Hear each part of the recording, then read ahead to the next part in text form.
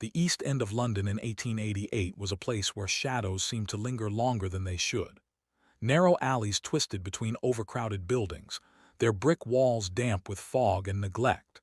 Gas lamps flickered weakly, casting uncertain light that dissolved only a few feet into the thick night air.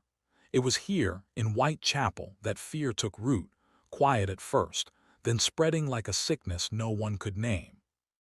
The killings did not begin with spectacle. They were discovered in silence. A body in the early hours, a gathering crowd, whispers passing from one trembling voice to another. Each victim bore the same dreadful precision. This was not the work of drunken violence or blind rage.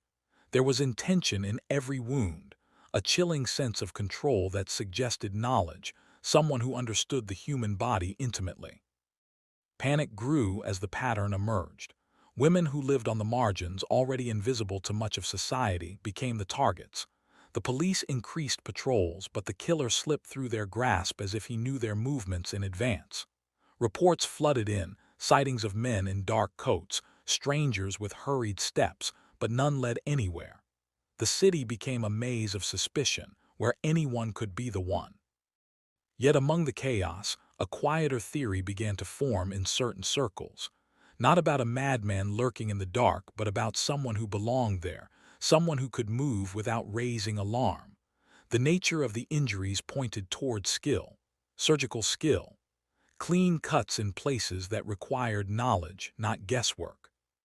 Doctors, surgeons, men of medicine, they were trusted figures, welcomed into even the poorest districts. They carried authority, not suspicion. If such a man walked the streets at night, his presence would not be questioned. If he approached a victim, it might even bring a sense of safety rather than fear.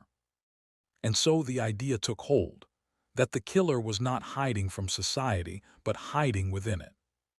A man respected by day could become something else entirely by night. The fog would conceal him, but his position would protect him even more. He could clean himself, return home, and resume his life without interruption. No one would think to accuse him, not without proof, and proof was something he never left behind. The killings stopped as suddenly as they had begun. No arrest was made, no identity confirmed.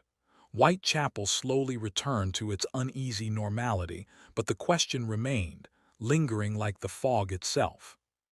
Not who Jack the Ripper was, but how easily he could have been someone everyone already knew.